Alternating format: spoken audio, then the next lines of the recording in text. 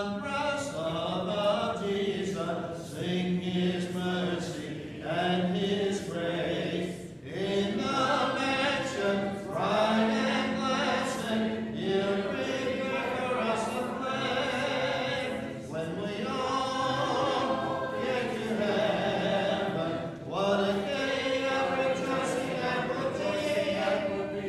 When we all see Jesus, we'll sing and shout the victory. While we walk the pilgrim pathway, clouds will overspread the sky. But when traveling days are over, not a when we all get to heaven, what a day of rejoicing that will be. When we all see Jesus, we'll sing and shout victory. Let us then be true and faithful, trusting, serving every day. Just one glimpse of him in glory will the toils of life repay. When we all get to heaven, what a day of rejoicing that will be.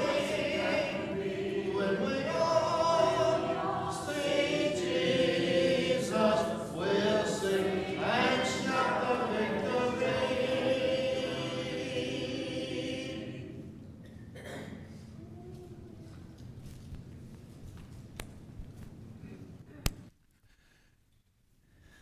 Well, again, good morning and welcome to our time of worship together. I pray that as we spend some time in God's Word this morning, you will be encouraged by what we share in together and that you will find encouragement in your relationship with God through the words of Ezekiel.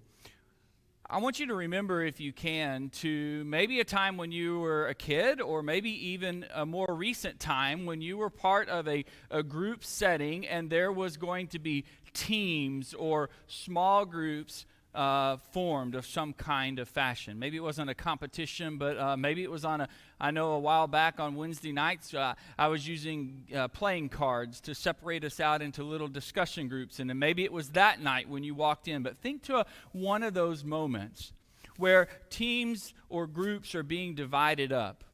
Wasn't your first reaction maybe to try to kind of figure out what the organizational method was so that you could manipulate the system to get into the group that you wanted to be in? I know with teenagers and with children, certainly when I was a child and working with them, when you start the numbering off system, right? In a large group, you can see everybody hopping around trying to get their place so that they'll be on the team with so-and-so, right? If he's doing a 1, 2, 3, then I want to be in the 2 place every time. And so we're trying to find that space in line, right? Well, this morning, as we look at what Ezekiel has to share with the children of Israel, we're going to find not so much that God's people were manipulating the system to get in the good graces of God, but rather they were just sort of blatantly uncaring about being in the presence of God. I hope that some of you or many of you had the opportunity to read in Ezekiel. I forgot last week to share with you which chapters we would be working from, but I did post it on Facebook earlier in the week. We're looking at chapters 8 through 11.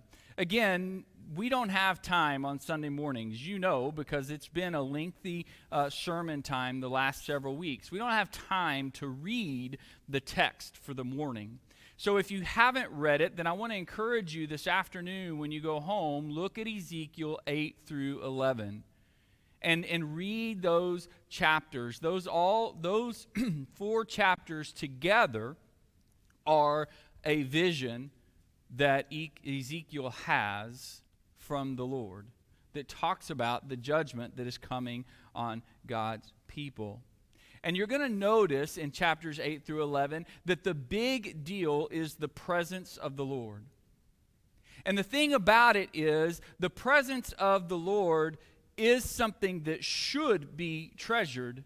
And for the longest time among Israel, it was treasured, right? He dwells here in the temple and in Jerusalem, the Holy of Holies. This is where God is, and the temple was the special place, the dwelling place of God, and that meant something to the children of Israel. But in this vision, Ezekiel is about to be shown that God's presence is no longer treasured by Israel, and certainly by the people living in Jerusalem. Ezekiel learns perhaps in this vision that his initial vision, recorded in chapters 1 and 2, where he saw the glory of the Lord coming, he learns maybe that while he might have thought that was a sign of hope, that God was coming to the captives, he's actually going to learn in this vision that maybe it wasn't so much about their deliverance as much as it was God's exodus from his people. And so he begins to see what God has in store. At the end of his 390-day acting out, if you will, the prophecy against Israel, remember, laying on his side. At the end of his 390 days of speechless prophecy, Ezekiel is given this new vision recorded in 8 through 11. And this vision does have elements that are similar to that first vision of God's glory, like the wheels with eyes all over them and the 4 cherubim and with the 4 faces. It's got some of that same imagery, but you're also going to see that it's not focusing on God as much as it is on what's happening with God's people in the temple and in Jerusalem and in their sinfulness. And so Ezekiel is carried away by the Spirit, and he sees in the temple, he sees in the temple and in Jerusalem what's going on. And God begins to show him all of what God calls detestable acts that are being performed in and around the temple.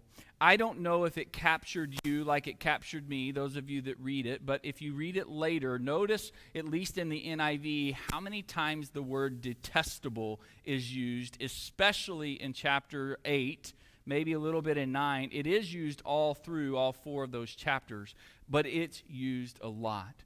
God thinks that what they're doing is detestable. It is horrible. It is almost inconceivable.